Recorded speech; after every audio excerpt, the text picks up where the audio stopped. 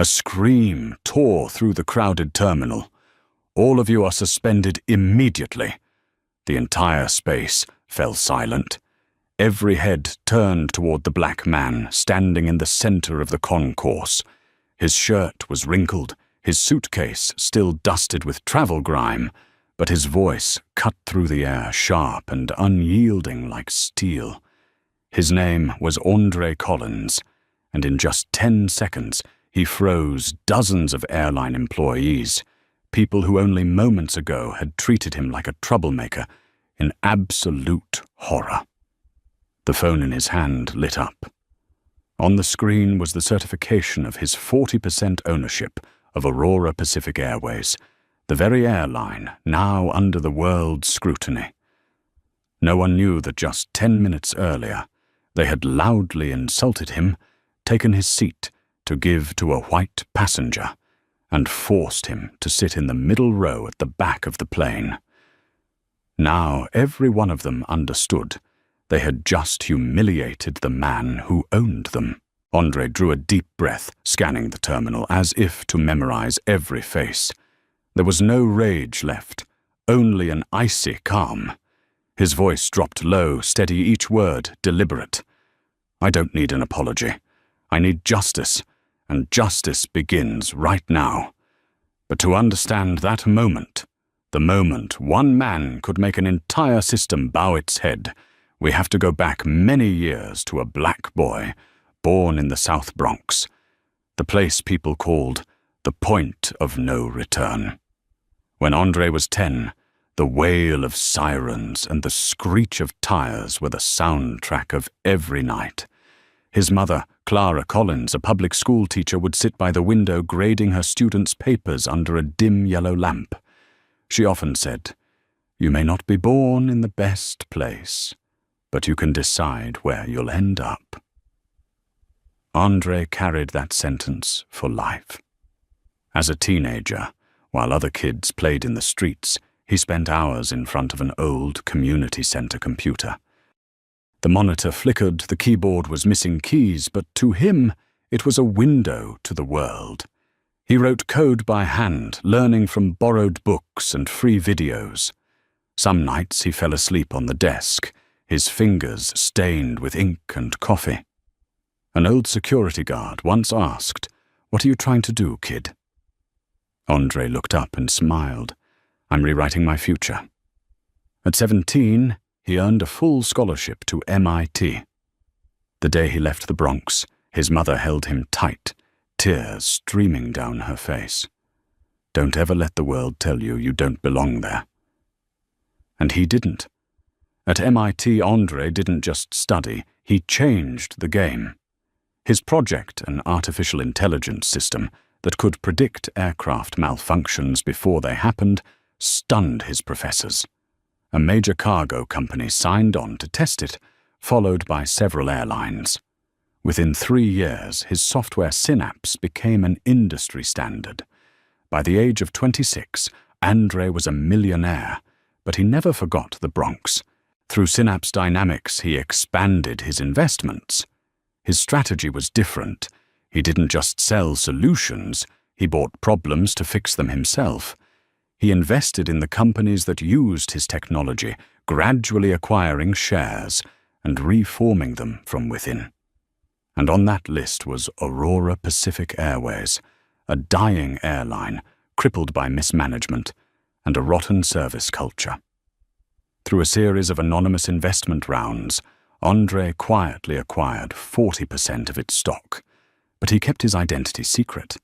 Because when you're a person of color, success isn't just a destination, it's armor. He knew that if he revealed who he was, people would act differently, and he'd never see the true face of the system he owned. A week before the explosion at the terminal, his loyal executive assistant, Lauren Price, warned him, "You should fly private. It's a major deal, don't take the risk." Andre simply smiled. "Lauren, if I can't understand my company from its worst side, I don't deserve to own it." He decided to fly commercial like any other passenger. No security, no privileges, no business cards. He booked a first-class ticket seat, 2A, under the name Andrei Michael. That morning, Andrei stood among the long lines at Newark Airport, watching passengers shuffle forward toward the check-in counters. A black t-shirt, jeans, and a simple blazer. Nothing about him hinted that he was a billionaire. But in his eyes was something no one else could see, an experiment in humanity. He watched as employees bowed and smiled warmly at the white man ahead of him, but when it was his turn, their voices dropped half a tone. Their eyes avoided his. He smiled quietly, saying nothing, only thinking, "If they treat a regular customer like this, I need to see how they act when they think someone is beneath them." At the security gate, an officer pulled him aside for a random inspection. The white couple ahead of him walked through without opening their bags. Andrei stood still, hands raised, offering no resistance. He silently noted their names, their ID numbers, and the way they looked at him, as though he didn't belong in their world. Walking toward the departure gate, he glanced at the grey sky beyond the window. He thought of his mother, of that small room, where she once told him that patience isn't weakness. It's how the wise prepare for change. He didn't know that, in just a few hours, that very patience would bring an entire airline to its knees. His flight, Aurora Pacific Airways 476, was ready to board. First-class ticket-in-hand seat at the front position 2A. But just a few hours later, that seat would become the symbol of a battle between prejudice and justice. And Andre Collins, the boy from the Bronx, would use his humiliation to redefine power. Not the power to make people fear, but the power to make the world change. That morning, the sky over Newark was dull grey, with a light drizzle that felt like a warning. In the first-class check-in area, the yellow lights reflected off the polished marble floor. Andre Collins pulled his suitcase slowly, his expression calm, but every step carried careful observation, as if he were walking into a social experiment where he himself was the subject. The man ahead of him, white, wearing a grey suit and a gold watch, was greeted by the attendant with a warm smile. "Good morning, Mr. Thompson. We're so glad to see you again." Moments later, when it was Andre's turn, that smile vanished. The attendant glanced briefly at his ID and asked flatly, "Collins correct? Does your luggage contain any liquids or electronic devices?" The question was standard, but her tone wasn't neutral. It carried something cold and cautious. Andre nodded, his voice even. "Nothing special, just a laptop and some work documents." She lowered her voice. "Window or aisle, seat 2. A already selected." "Oh." Her gaze paused just for a second, but enough for Andre to notice her surprise. Perhaps deep down she wasn't used to seeing a black man seated in first class, especially in the front row. He didn't react. He simply thanked her, smiled, and moved on. At the security checkpoint, the familiar pattern of coincidences continued. The two passengers before him, an elderly white couple, were waved through the fast lane. Andre, who had TSA pre-check, was instead selected for a random screening. He raised his hands, removed his watch, and stayed silent. The officer said in a flat tone, "Just a quick inspection, sir." But Andre knew to them he wasn't, sir. He was an exception that needed extra scrutiny, not because of regulations, but because of the color of his skin. When the boarding announcement called for first-class passengers, Andre stood up. The ticket in his hand glowed with the words, "First Class, Seat 2A." He approached the boarding gate. The male attendant name tag reading Darren looked up briefly and frowned. "Sorry, it's not your group yet." Andre raised an eyebrow and held out his ticket. "I'm in first class." Darren looked again, hesitating. "Oh, right." "Go ahead, sir." There was no apology, just a flicker of discomfort mixed with wariness, as if he had just discovered something unusual. Inside the first-class cabin, the lighting was warm, the leather seats, soft glasses of wine and juice already laid out. Andre took his place seat, 2A, the first window seat in the front row. A flight attendant approached Kelly Monroe. Blonde hair neatly tied back, her smile polite, but her eyes cold. Her voice was dry. "Water juice or wine?" Andre answered gently. "Sparkling water with a slice of lemon, please." Kelly nodded and walked away. 10 minutes passed.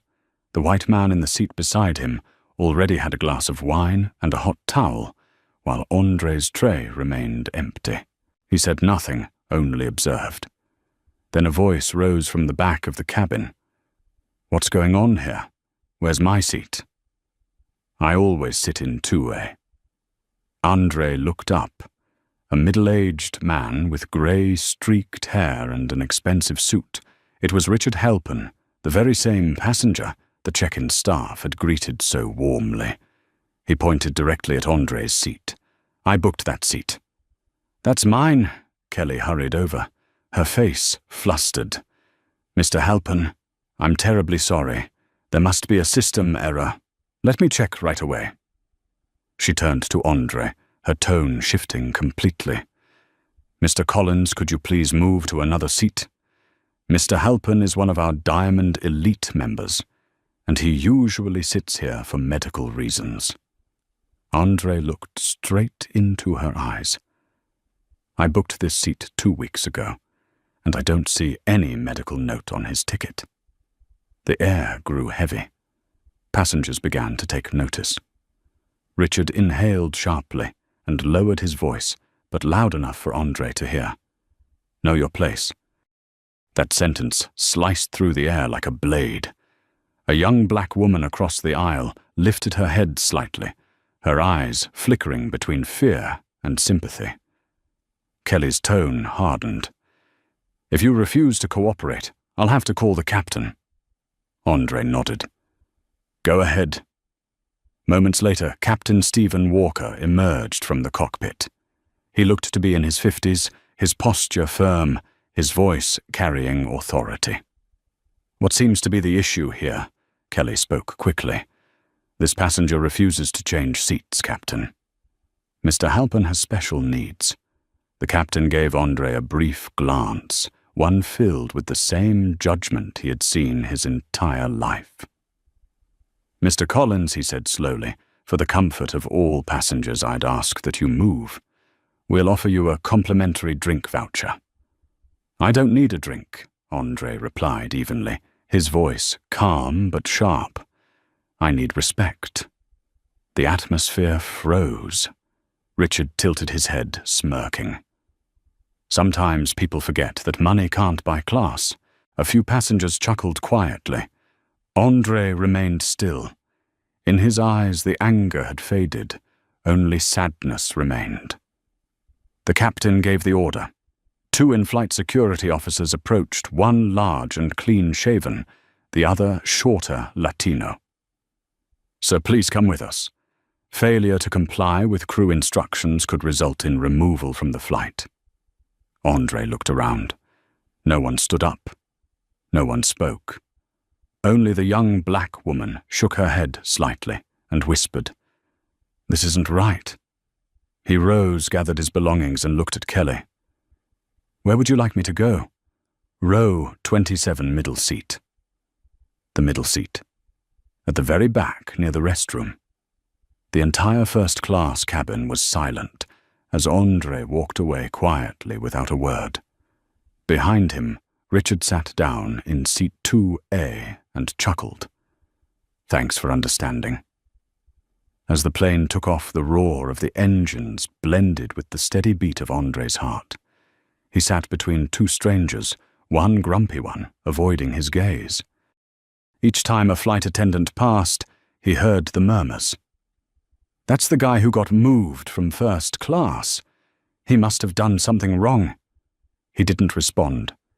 He observed the glances, the gestures, the laughter that faded when he looked up. A soft voice came from across the aisle. "I'm Maya," said the black woman, leaning slightly toward him. "I used to work for Aurora. What they did to you? It's nothing new." Andre turned, his eyes softening. "You worked there. 5 years. I quit because I couldn't breathe. They talk about premium passengers, which means white, well-dressed.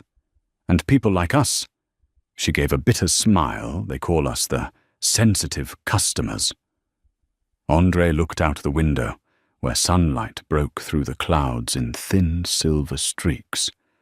He remembered his mother's words, "Don't get angry when they try to belittle you. Let them reveal who they are." In the very last row, Andre Collins, billionaire technologist and major shareholder of Aurora Pacific Airways, sat quietly in the cramped space of a middle seat between two strangers. No one knew that in that very moment he was memorizing every face, every action, every word, collecting evidence for a trial where the defendant would be an entire system. And as the plane's wheels touched down on the runway in Los Angeles, he already knew this journey wasn't over. It had only just begun. The announcement echoed through the cabin, "Ladies and gentlemen, welcome to Los Angeles." The plane rolled slowly along the runway, the golden afternoon light streaming through the small window, casting a soft glow across the calm face of Andre Collins. He was still there in row 27, in the middle seat, with no one greeting him, no one paying attention. As the other passengers stood up and reached for their bags, Kelly, the lead flight attendant, walked over. Her voice was cold and scripted. "Mr. Collins, please remain seated until all other passengers have left the aircraft." Andre looked up, his gaze still and tranquil like a flat lake. "Why standard security procedure, sir? After an incident, we need to make sure the passenger cooperates." The word incident slipped off her tongue lightly, but it carried the weight of blame. The people around him glanced his way, a few of them whispering. Andre simply smiled and gave a small nod. "I understand. You want me to stay seated? I will stay." She gave him a slight nod, then turned away. At the back of the cabin, 2 security officers stood with their arms folded, watching him as if he were a potential threat.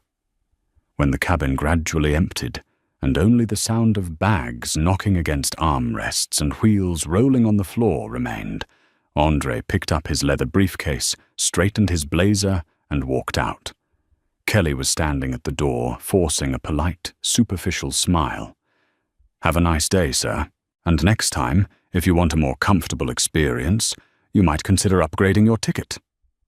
The words stung like a needle. Not a trace of regret, not a single apology. Andre did not answer. He merely looked at her for a long moment, not with anger, but with a silence that was far more frightening. Then he stepped onto the jet bridge and merged into the flow of passengers leaving the plane. Outside, LAX was packed. Announcements, voices, blinking lights, everything blended into a chaotic symphony.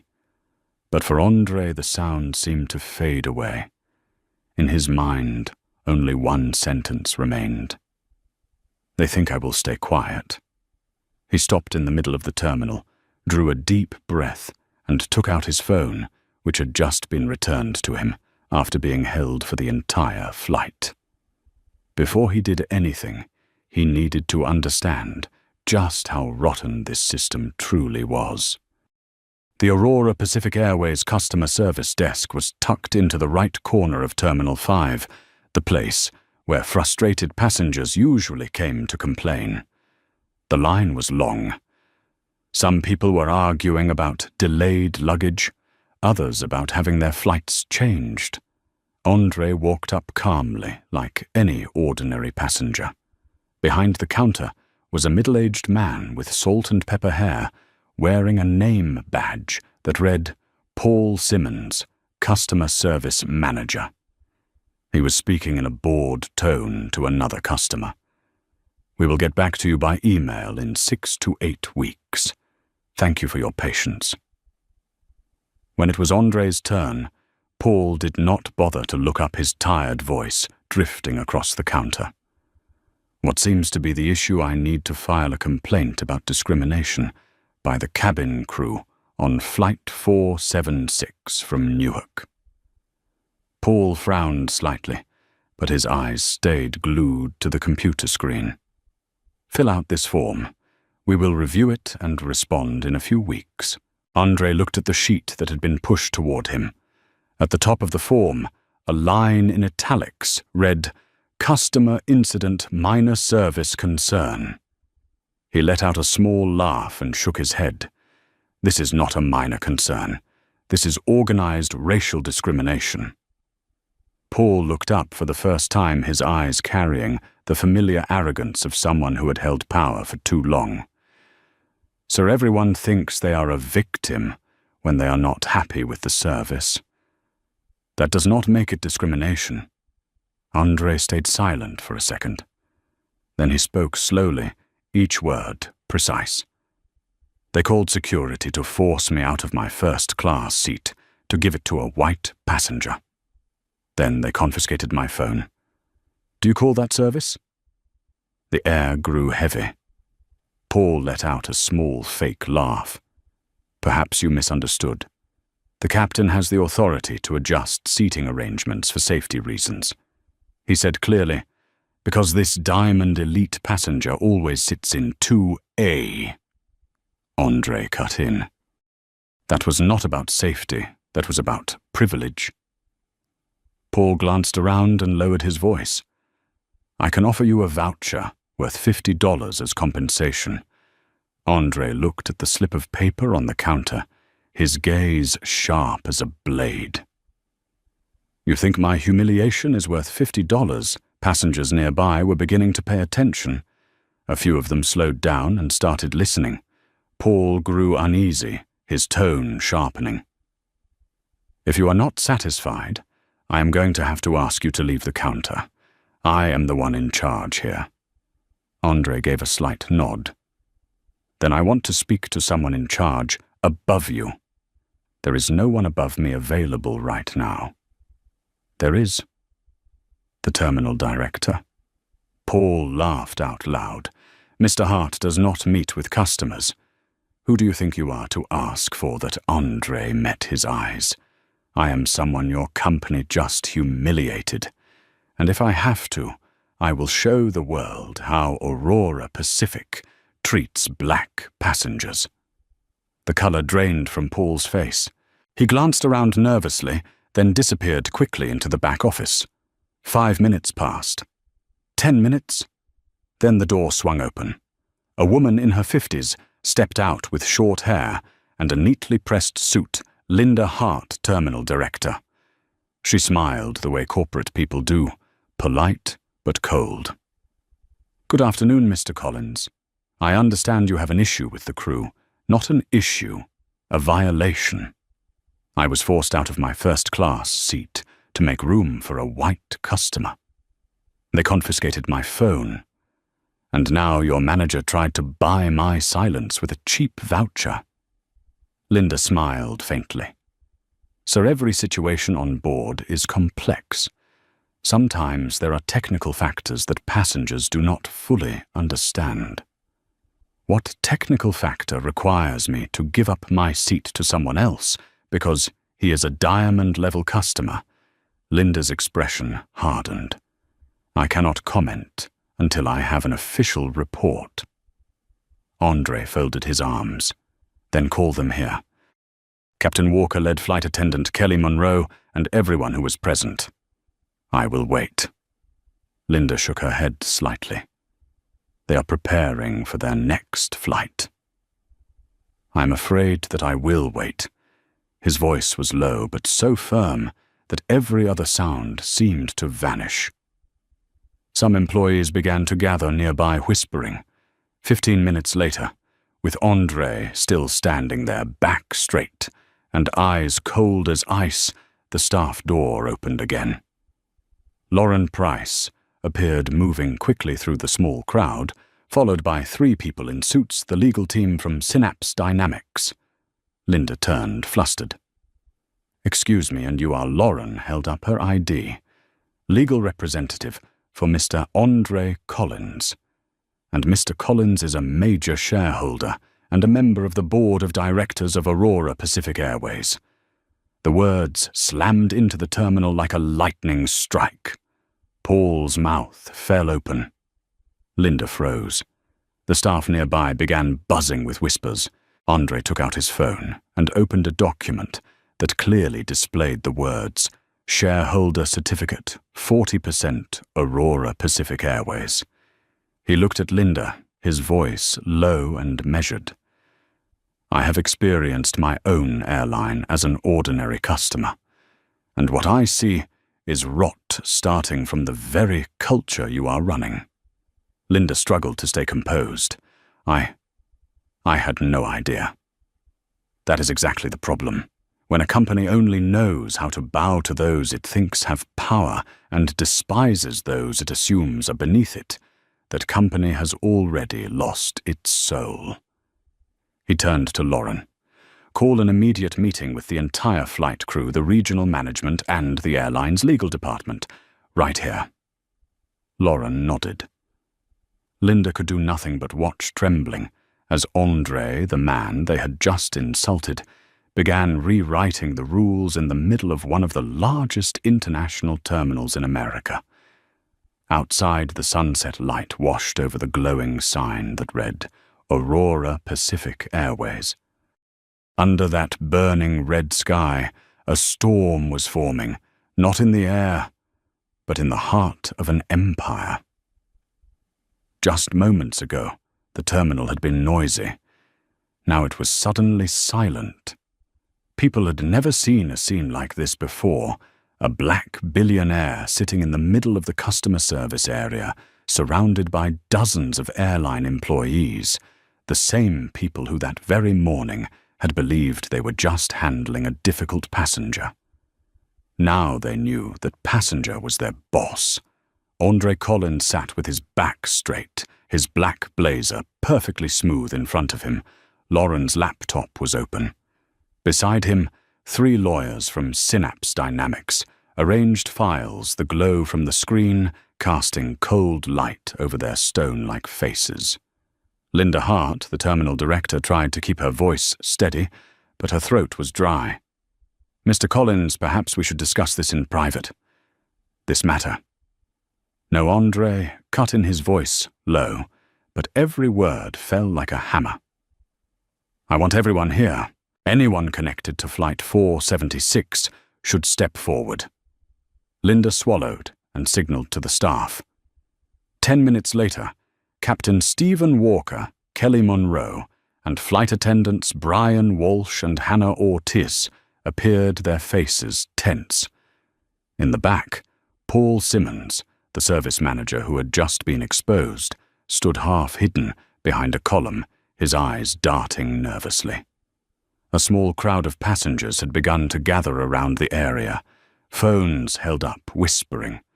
The atmosphere felt like a public courtroom, and Andre was the judge. He began speaking in a calm voice. "We are going to talk briefly, clearly, and honestly. I want to know what makes a group of employees believe that forcing a customer out of a first-class seat to give it to someone else because of skin color and privilege is normal." No one answered. Only the distant sound of boarding calls echoed through the terminal like the heartbeat of tension. Captain Walker cleared his throat. "Sir, I was only following procedure. We have the authority to adjust seating for safety reasons and for the comfort of our premium passengers." "What safety reason required changing my seat, Captain Walker?" The captain stayed silent. Andre leaned forward slightly. His tone remained soft, but his eyes were sharp as a blade. "And when you say premium, what do you mean?" I was referring to our Diamond Elite members." "I see. You mean the white, grey-haired man in seat 2A, The air turned to ice. Lead flight attendant Kelly Monroe stepped in, her voice stumbling. "Mr. Halpern is a very loyal customer. We try to maintain that relationship by degrading someone else." Her mouth snapped shut, her face draining of color. Lauren, standing beside Andre, handed him a tablet. On the screen, videos passengers had already uploaded to social media played in sequence. The footage showed Andre being forced out of seat 2A, and Richard Halpern's voice rang out clearly. "Know your place." A wave of murmurs rippled outward. The employees nearby dropped their gaze, and Linda took a half-step back. Andre did not move. "My place. I have heard that line my whole life. But today this company is going to redefine that phrase." He turned to Lauren. "Call the board of directors. We are meeting right now here." 15 minutes later, a large screen was placed on the desk. The faces of the board members appeared: Harold Bennett, Victoria Chambers, William Porter, all looking shaken as they learned the incident had already spread across the internet. The hashtag Aurora Discrimination had reached nearly 200,000 shares in just 1 hour. Andre Chairman Bennett began his voice tight. "This is serious. But is it really necessary to make such a spectacle out of it? A spectacle," Andre repeated, raising an eyebrow. "This is not scandal. This is truth." He stood, and his voice carried clearly through the terminal speakers. These people believe they are simply protecting VIP clients. In reality, they are protecting prejudice. And prejudice is never policy. The crowd fell silent. Some curious passengers began to clap softly, as if witnessing justice being restored. Captain Walker tried to defend himself. "If I had known you were the owner of the airline, I would have Andre raised a hand to stop him." "Exactly.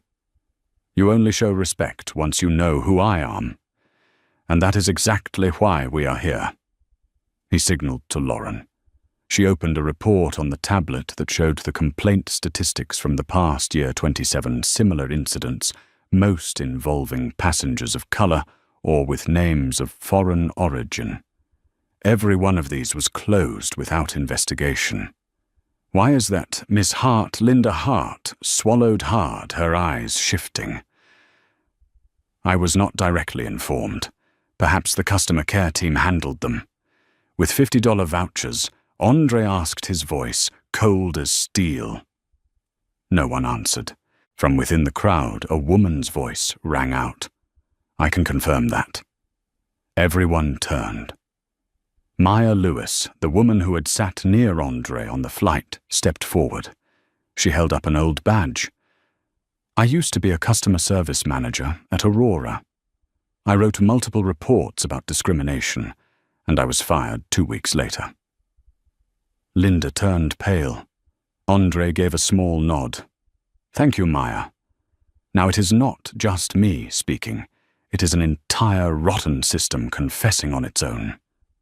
He looked around, his gaze sweeping over every member of the team. "I used to think I came here just to check service quality. Today I understand I came to check this company's conscience." Emotion rose in his chest, but his voice remained steady. He delivered his final words to the entire board and staff. "From this moment, I am using my authority as a major shareholder and board member to suspend every individual connected to Flight 476. That includes Captain Stephen Walker, lead flight attendant Kelly Monroe, flight attendants Walsh and Ortiz, manager Paul Simmons, and terminal director Linda Hart, pending investigation." The buzz exploded like a wave. The captain turned ghostly pale. Kelly burst into tears. "Sir, I was only following orders. No one forced you to look down on another human being. That choice was yours." Lauren continued reading out the decision clearly, effective immediately. Outside the counter, Dozens of passengers applauded. Some were live streaming and tagging the hashtag Justice for Flight 476. Andre was not looking for praise. He turned to a nearby security guard, his voice calm.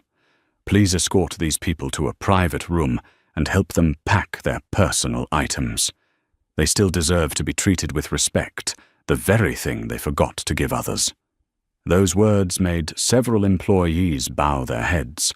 Kelly sniffled, but for the first time, she looked at Andre with different eyes, no longer filled with contempt, but with shame. Lauren glanced at her screen and saw the notification. The videos of the incident had spread across the internet views, surpassing 500,000 within 2 hours. Aurora Pacific's stock price had begun to plunge. Harold Bennett spoke again, his voice shaking. "Andre, what are you doing? You could destroy this company." Andre looked straight into the camera. "I am not destroying it. I am rebirthing it." In that moment, the entire terminal erupted in applause, not driven by anger, but by hope. A black man who had been humiliated now used that very humiliation to ignite a revolution in the airline industry. As the crowd slowly dispersed, Andre rose and looked out through the glass at the runway glowing under the setting sun. The last light of the day burned red and reflected across his face, where a faint smile appeared, a mix of exhaustion and resolve. Lauren stepped closer. "What are you planning to do now?" He answered, his voice soft but firm. "Start the investigation and rewrite every rule." Outside Terminal 5, the Los Angeles sky was growing dark. A storm was coming, not in the forecast, but in the corporate culture of an entire industry. And the person leading that storm was Andre Collins. 3 days after the confrontation at the terminal, Los Angeles still hadn't calmed down. The clips showing Andre Collins being forced out of his first-class seat and later firing the entire crew right there at the airport were everywhere across social media. The hashtag Aurora Discrimination had transformed into Aurora Reckoning, then Justice at 30,000 feet. Major news outlets covered it non-stop. CNN called it a cultural earthquake in the airline industry. The Wall Street Journal ran the headline, "Tech CEO Faces Discrimination Inside His Own Airline," while the public raged at Aurora Pacific Airways headquarters in Dallas, Texas. The company's leadership endured the longest days in its history. All eyes were on the large conference room on the 22nd floor, where Andre Collins, major shareholder and board member, had called the first emergency meeting since the scandal. The conference room gleamed with cold light glass walls reflecting the blazing midday sun. Dozens of executives sat upright, tense. At the head of the table, Andre appeared in a grey suit, his eyes sharp, his expression colder than ever. "Let's begin." His voice was low, steady, commanding. No one dared to breathe too loudly. Beside him stood Lauren Price, now acting as coordinator. On the large screen, Andre replayed the footage from LAX, the scene of Kelly Monroe's hesitation, Linda Hart's silence, Captain Walker bowing his head. The noise, the lights, and the discriminatory remarks echoed through the speakers. No one spoke. Some faces dropped, others flushed red. "This isn't just an incident," Andre said evenly. "This is the result of a system that has been broken for years, a system where premium service means white, powerful, and wealthy, and everything else is treated as an exception." William Porter, the company's chief financial officer, spoke slowly. "Andre, I understand you're angry, but what do you intend to do? We can't change the entire structure overnight." Andre turned to him, his gaze sharp as a blade. "No, but we can start today." He pressed a button, and the first slide appeared on the screen. Operation Reset Aurora Pacific's Cultural and Service Reform Plan. Lauren stood and spoke clearly. This initiative will have 4 phases: internal investigation, retraining, rehiring, and transparency. The room murmured.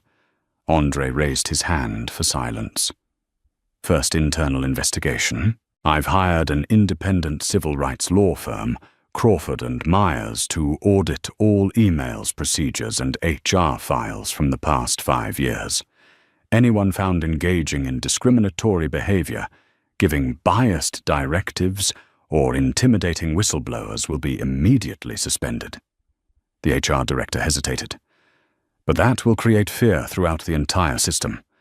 Andre gave a cold smile. Fear of fairness. So we've lived with injustice for so long that justice itself makes us uncomfortable. No one replied. He continued. Second retraining. I don't want empty box checking diversity seminars. I want people to learn how to see each other as human beings, with value, not as data points in a CRM. And the person leading this program will be Maya Lewis. The room buzzed. Some exchanged surprised looks. Maya, the former employee who had been fired for reporting discrimination, was now returning as advisor for culture and internal equity. Andre looked around and went on. I want the same woman who was cast out for telling the truth to teach us how to change. If anyone has a problem with that, you can leave this room right now. No one moved. Third phase rehiring. Every manager and frontline employee will be re-evaluated. Those who made mistakes but are willing to learn will get the chance to rebuild. Those who cling to prejudice will be dismissed. He paused briefly, then added, and the final phase, transparency. All complaint reports will be made public on a regular basis. No more hiding in drawers or changing case codes. This company will not fear the light. Andre's voice dropped more emotional now. I grew up in a neighborhood where people said fairness was just a word. I didn't build synapse dynamics to repeat that lie in the corporate world. If Aurora Pacific is part of my empire, it will be a place where everyone, no matter what seat they sit in, is treated like a human being. The room was silent. Only the faint tapping of a pen on the table could be heard. Lauren took over, switching to the next slide. Media and brand crisis. At the moment, Aurora's stock is down 12%. Investors are demanding answers. But the media is on our side. They see Andre not as a victim, but as a reformer. She displayed a New York Times headline on the screen, When Humiliation Meets Power, the man who turned racism into reform. Andre took a deep breath and nodded slightly. Good. I don't want pity. I want awareness. He walked toward the window, gazing down at the city of Dallas, stretching beneath the sunlight. We can't erase the past, but we can turn mistakes into public lessons. Starting today, Aurora Pacific will open its doors to oversight from the Department of Transportation and civil rights organizations. I have nothing to hide. A business director spoke anxiously. You're exposing yourself to public scrutiny. Exactly, Andre replied, turning back. Because only light makes darkness disappear. The meeting lasted nearly 4 hours. When it ended, everyone left in silence. Only Andre and Lauren remained. She looked at him and said softly, You know, in 10 years, working with you, I've never seen you this angry, but I've also never seen you this calm. Andre gave a faint smile. Because I've realized this is no longer just my story. It's a test for everyone who ever believed that justice could wait. Lauren rested her hand on the table, serious. Are you sure you can carry it? If I don't, who will? Andre answered. The late afternoon sun filtered through the glass, lighting his face, not with anger, but with quiet determination. That night on Aurora Pacific's Twitter page, a short announcement was posted. Aurora Pacific officially launches Operation Reset, a comprehensive reform program to rebuild a culture of respect and equality. Every mistake from the past will be faced with full transparency. Justice doesn't need apologies. It needs action. The post received over 1 million shares in 24 hours. Beneath it, thousands of comments read, "This is real leadership. He's not just fixing an airline. He's teaching the world how to apologize the right way, from the Bronx to the Dallas boardroom. This is the journey of justice." Back on the 22nd floor, Andre remained alone in his office. The Dallas skyline glowed beyond the glass, and Aurora Pacific planes blinked across the distant sky. In his hands, he held an old photo. Young Andre, sitting beside his mother in their Bronx apartment, an old battered computer on the table. He remembered her words. "If you ever get the chance to change something, don't be afraid. Fear only helps others keep their power." Andre smiled. Tomorrow, Operation Reset would officially begin not just within Aurora's system, but in the hearts of thousands who once believed that fairness was a luxury. And he knew the storm had arrived, but this time he was the one at the helm. 1 week after Operation Reset began, Aurora Pacific headquarters in Dallas had turned into a massive construction site of reform.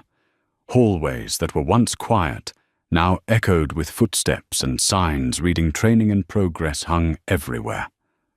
The conference room on the 15th floor, once reserved only for senior management, was now open to all employees attending mandatory training sessions.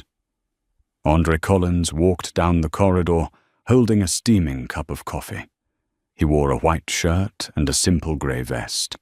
He did not need bodyguards. He did not need a media entourage. It was just him and his complete focus. People looked at him with a mix of emotions: respect, caution, curiosity. Some called him the man who saved the company. Others whispered that he was a rebel in a suit. Andre heard it all, but did not react. He knew change does not begin with slogans. It begins with friction, and he was ready to take all of it. In the large conference room, nearly 200 frontline employees sat around the tables. On the center screen, a bold line of text was projected: "Equality is not a policy. It is a practice." In parentheses below it, the translation read, "Equality is not just a policy, it is an action." The trainer leading today's session was none other than Maya Lewis, the former employee, who had once been fired for daring to tell the truth. Now she was back as Director of Culture and Internal Equity. She stepped forward, her gaze steady. "Today I am not here to talk about theory. I am here to talk about people, because I used to be you." A few people looked down, embarrassed. Maya spoke about her years in the old Aurora, where she was praised for her productivity, but ignored whenever she mentioned opportunities for promotion. "No one ever told me directly that I was not qualified. They just said I didn't quite fit the brand image. You all know what that phrase really means." The room fell completely silent. Andre stood in the back, quietly watching. He noticed some faces dropping, people who had once been Maya's colleagues. Some sighed. Some took off their glasses to hide the shame in their eyes. After the session, Andre called Maya over. "You did very well."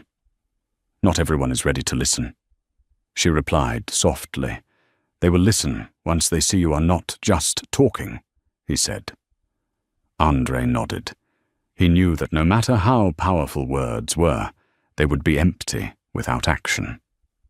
That afternoon, Lauren Price walked into his office, carrying a stack of financial reports.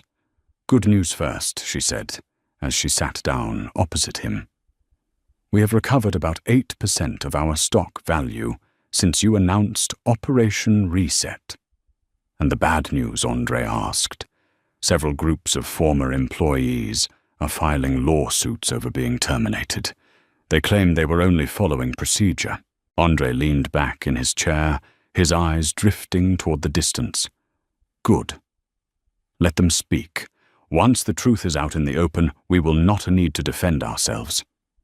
The press will swarm us, Lauren warned. All the better, Andre replied.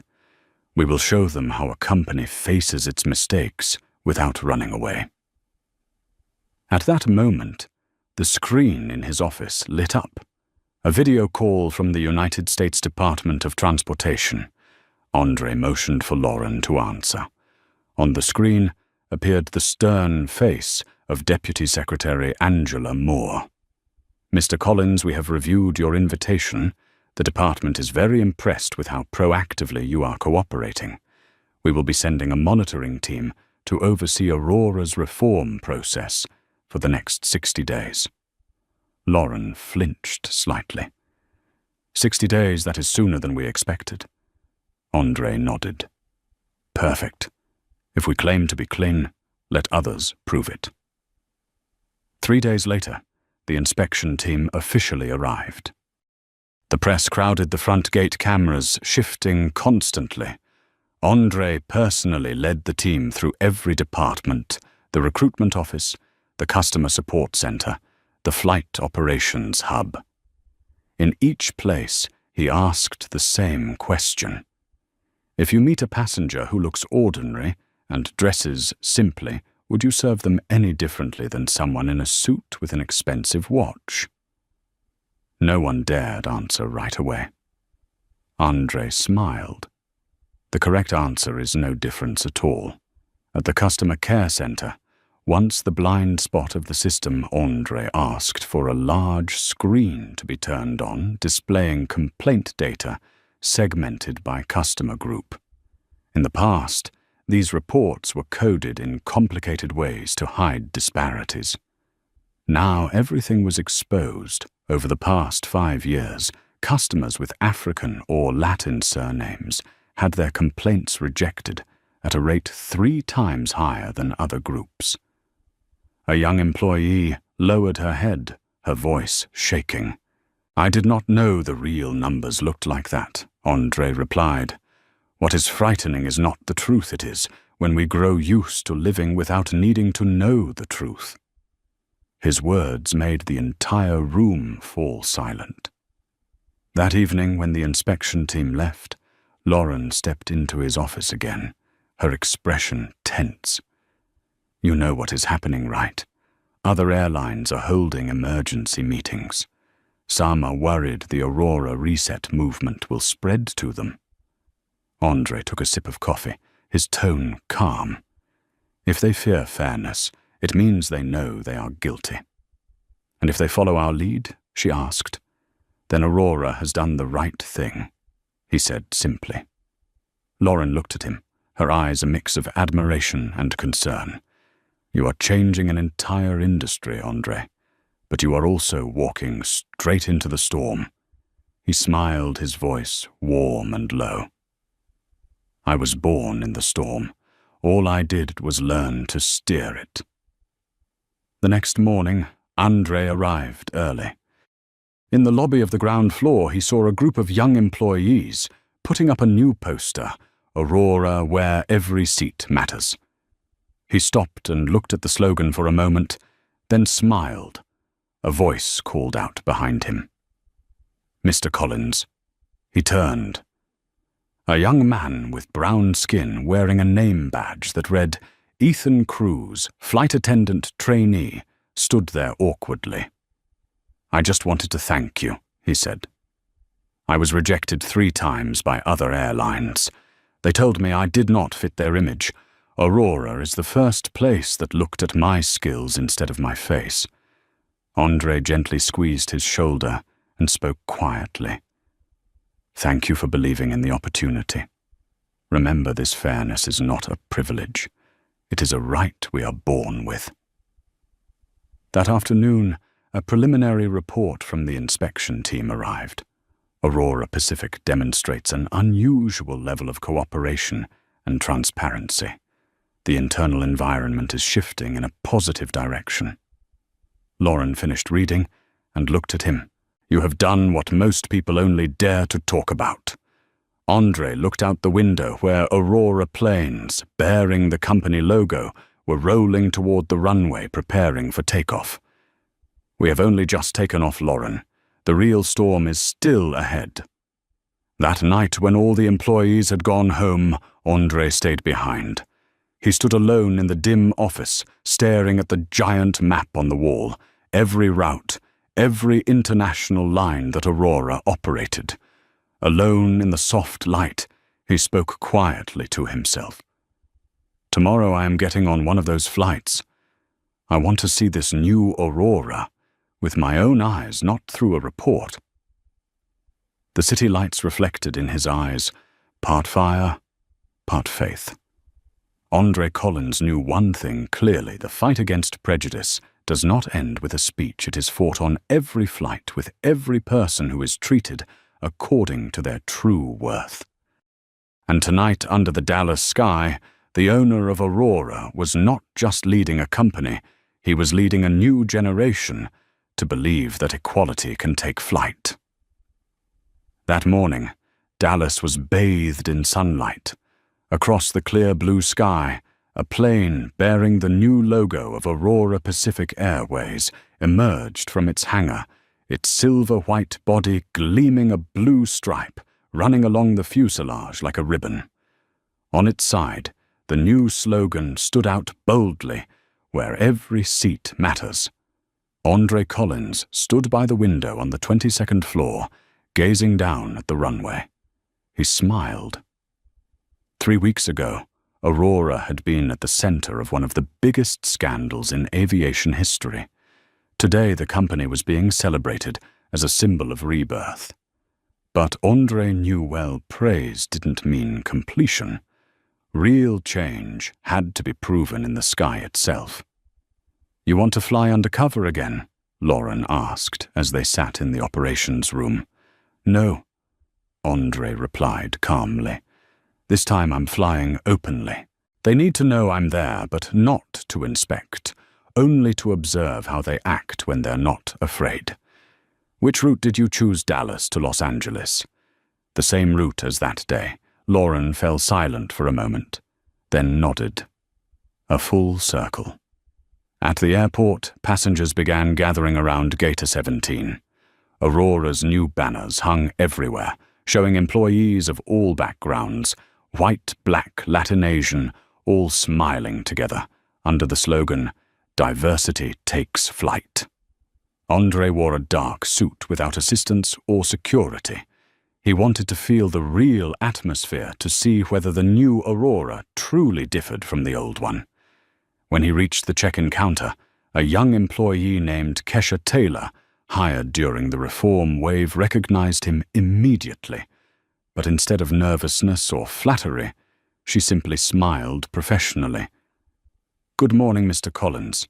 Your first class, ticket seat 2A as usual. We're honored to have you on board." Andre nodded and thanked her. No judgmental glance, no hesitation, only genuine respect. He passed through security. This time, no one stopped him. No one pulled him for a random check. No suspicious eyes followed him. Just another passenger. And to Andre, that alone was a quiet victory. On board, the atmosphere was warm and calm. The first-class cabin had been redesigned: soft tan leather seats, gentle golden lighting, smooth jazz music in the background. The lead flight attendant that day was Devon Harris, a young black man with a tall frame and a deep, warm voice. He bowed slightly to Andre. "Welcome back to Aurora, Mr. Collins. This might sound personal, but thank you. Without the reforms, I wouldn't be here today." Andre smiled. "How long have you been flying?" "6 years with another airline, but I was never considered for international routes. Here at Aurora, they judge us by our skills, not our image." Then today, show everyone exactly what that means, Andre said. Devon nodded, his eyes bright with pride. He turned and checked the entire cabin, then spoke into the intercom. Ladies and gentlemen, welcome aboard Aurora Pacific Airways, where every journey begins with respect. His voice carried through the speakers, confident and warm. Several passengers smiled. Andre sat quietly, feeling a wave of emotion rise within him. As the plane lifted into the sky, the morning light poured through the windows. Andre opened his laptop to review the latest report.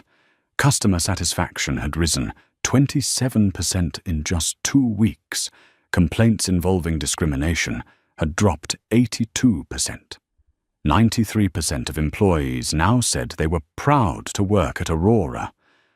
A message popped up from Lauren. They're watching every move you make. The whole world wants to see how long Aurora can keep this up.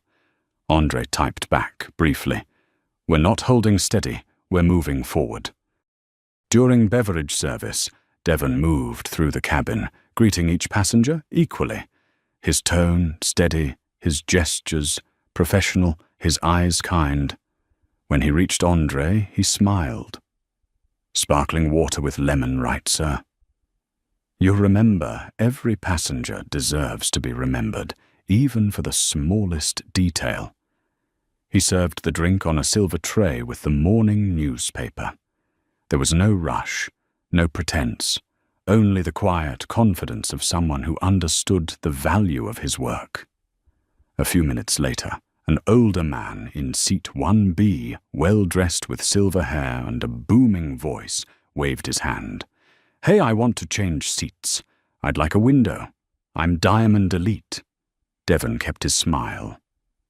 Sir, all seats have been pre-assigned, but if any passenger volunteers to switch, I'll be glad to assist. I'm requesting that seat. The cabin fell slightly quiet. A flicker of déjà vu passed through the air, just like that fateful day in Newark. Some passengers exchanged glances. Andre watched closely, but didn't interfere. He wanted to see how Devon handled it. Devon bowed his head slightly. Sir, Aurora Pacific no longer prioritizes seating based on membership tiers. Every passenger has equal rights to their chosen seat. Do you know who I am? Yes, sir, but here, I know even better who you are. You are my passenger. And my duty is to ensure every passenger is treated fairly. For a second, silence filled the cabin. Then a wave of applause broke from the rows behind. A young passenger grinned. Well said, man. The older gentleman froze, then muttered quietly. All right, then. Devon turned, meeting Andre's gaze. They exchanged a brief nod. No words needed, but both understood the test had been passed. As the plane glided over the Rocky Mountains, sunlight spilled across Andre's face. He thought back to that moment 3 months ago, when he was forced out of this very seat. Now sitting again in seat 2A, his feelings were completely different. No anger remained, only calm pride. He opened his leather notebook and wrote a few lines. Justice doesn't come from rules. It comes from people who choose to see each other. Aurora didn't change out of fear of losing its reputation. Aurora changed because we saw the truth and we could no longer turn away. When the plane landed in Los Angeles, passengers stood and thanked the crew one by one. Devon and his team bowed respectfully, their smiles genuine. Andre was the last to leave the cabin. He looked around and saw satisfaction on the passengers' faces, the kind that no slogan could fake. As Devon escorted him out, he said softly, Mr. Collins, I just want you to know today, I wasn't just working for Aurora. I was working for the meaning of fairness. Andre placed a hand on his shoulder and replied quietly, Hold on to that. Because every time someone serves with heart, the whole sky changes. Outside, the Los Angeles sunlight was golden and bright. Andre wheeled his suitcase and merged into the crowd. Overhead, the terminal screen displayed the headline, "Aurora Pacific reaches record high in customer satisfaction only 3 months after scandal." Beneath it, a trending hashtag glowed, "Aurora Reset Success." Andre smiled softly, but instead of triumph, he felt a calm stillness, like seeing an old wound healed, leaving only a scar to remind you never to forget. He stepped into the taxi area. A breeze from the Pacific carried the scent of salt and the distant hum of airplane engines. He looked up, watching another Aurora plane ascend. Under the sunlight, the words, "Where every seat matters," shimmered like a promise. Andre whispered, "At last, justice knows how to fly." That afternoon, as Andre Collins was getting ready to leave Los Angeles International Airport, a small, trembling voice stopped him from behind. "Mr. Collins, please wait a moment." The voice was shaky, familiar. He turned around and froze. At a small coffee stand in the terminal, Kelly Monroe was standing behind the counter, wearing a brown barista uniform, her hair tied up her hands, trembling slightly as she held a cup. She had once been the lead flight attendant on the infamous flight. The one who had looked at him with cold eyes, the one who had said, "If you want a better experience, you should upgrade your ticket." Now, among the smell of coffee and the soft yellow light, Kelly looked completely different. The arrogance was gone, replaced by a woman trying to find her balance in the ruins of her past. Andre walked over, his voice calm. "Hello, Kelly." She instinctively stepped back, half a pace, her eyes full of confusion. "I didn't think you would recognize me." "It is hard to forget," Andre replied with a faint smile. "Some people we remember because they are kind. Some because they force us to change." Kelly lowered her head, her breathing unsteady. "I lost everything after that day," she whispered. 20 years of work, retirement insurance, my reputation, all of it." Andre stayed silent. He knew her downfall was not caused by a single sentence, but by a chain of choices. Yet he also understood that sometimes, for a system to learn its lesson, someone has to pay the price. "Do you hate me?" she asked, her voice hoarse. "No," Andre answered, his tone light as a breeze. "I only hate the way indifference gets called procedure. But you personally, I do not hate. I only regret something." Kelly lifted her head, eyes filled with tears. "Regret what I regret, that you once had the chance to do the right thing, and you passed it by." There was a long silence. The two of them stood in the noise of the terminal, yet it felt as if they could only hear their own hearts. After a few moments, Andre spoke again. "How long have you been working here?" 2 months. After I was fired, I lost everything. No airline would hire me. I applied to this place because they did not ask about my past." Andre nodded, his gaze softening. "Then maybe you are starting over. And I can help." Kelly stared at him in disbelief. "Help you want me to come back to Aurora?" "Aurora has a second chance program, a second chance initiative," Andre said. "Employees who are disciplined for discriminatory behavior, if they complete the culture program, and 6 months of practical retraining, can apply for reinstatement." "I think you should try." She was quiet for a long moment. "You would really give me that chance after everything I did?" Andre looked directly into her eyes, his gaze both firm and compassionate. "Justice is not revenge, Kelly. It is correction. And if I believe Aurora can change, I have to believe people can change, too." His voice dropped, carrying the weight of someone who had seen a lot. "The day you humiliated me, you did not just insult me. You insulted your own professional values. Now you have the choice to fix that." Kelly bit her lip. A tear fell, landing in the steaming cup of coffee in her hand. Andre sat down on a nearby stool, gesturing for her to keep working.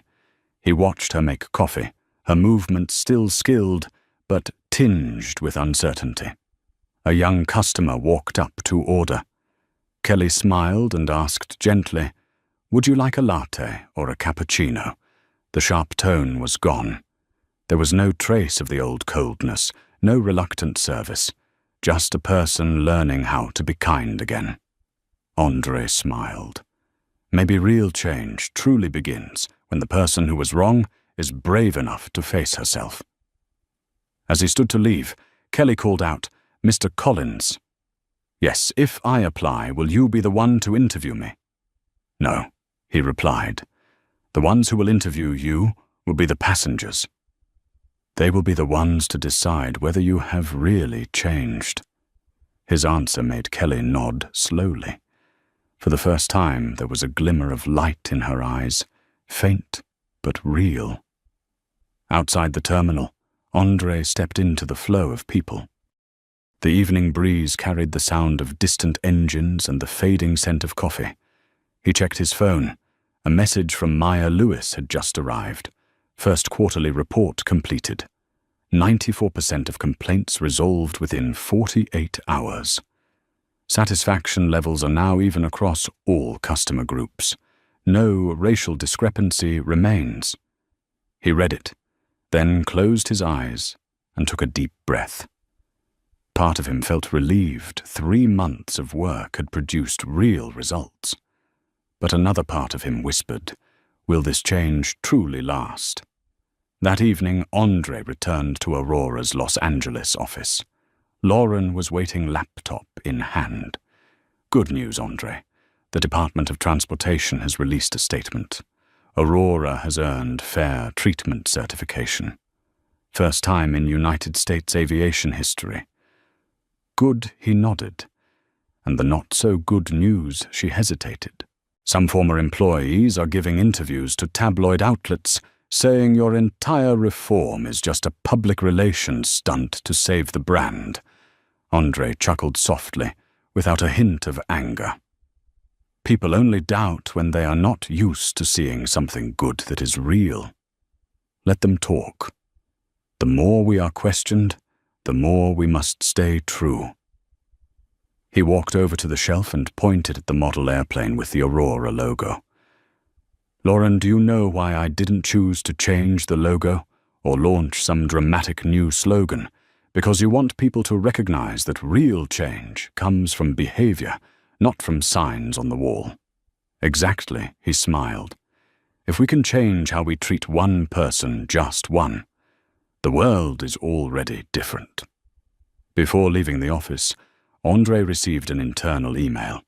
The subject line read, "Subject Special Applicant Kelly Monroe." Attached was an application for the Second Chance program, with a short note, "I am not asking to be forgiven. I only want to prove that I can serve with heart, not with prejudice." Cam Andre read each word slowly. Then he nodded and replied to the HR team. "Approved. She will join the first class." The Los Angeles night was quiet. From his office window, Andre looked out over the glowing runway. Aurora Pacific planes lined up for departure, each one carrying its own story of passengers who trusted them, of employees who were learning again what fairness truly means. Lauren turned back and asked softly, "Do you really think Kelly deserves a second chance? All of us have made mistakes," Andre said quietly. "The difference is that some of us choose to correct them and some do not." He paused, his eyes lifting toward the sky, where the small points of light from departing planes slowly disappeared into the dark clouds. Justice is not only about judgment. It is also an invitation back for those who dare to step out of their own shadow. In the darkness, the lights around the Aurora Pacific logo glowed bright blue like a promise. A promise that fairness does not end with a firing. It begins with the chance to do better. Andre Collins smiled faintly, then whispered, perhaps to himself, perhaps to the world, "No one is born perfect, but everyone deserves the chance to learn how to be better." 3 months later, Aurora Pacific had become the symbol of an unprecedented rebirth. Across airports everywhere, planes painted in shimmering blue and silver rolled down the runways to the cheers of employees. People who had once been uncertain, now filled with renewed pride. Andre Collins appeared on the morning news, not as a tech billionaire, but as the man who sparked the movement for equality in aviation. When reporters asked what had driven him to do it all, Andre simply smiled and said, "Because I knew that if I stayed silent, millions of others would never have the chance to take off on their own wings." That evening he stood on the balcony of Aurora's Dallas headquarters, gazing at the starlit sky. Aurora planes ascended one after another into the night, each one a testament that justice can soar if someone is brave enough to lift it. Andre's voice blended with the wind as he spoke softly. From now on, Aurora will not only carry people across distances, it will carry hope even farther. 1 year after the incident, Aurora Pacific had not only recovered, but had become the most beloved airline in America. Billboards across airports carried the words, "Equality isn't an upgrade, it's our standard." During the anniversary ceremony of Operation Reset, Andre Collins walked onto the stage. Behind him stood hundreds of employees of every skin color, gender, and age. The lights reflected on their faces. People who had once been fearful now stood tall in pride. His voice was deep and warm as he spoke.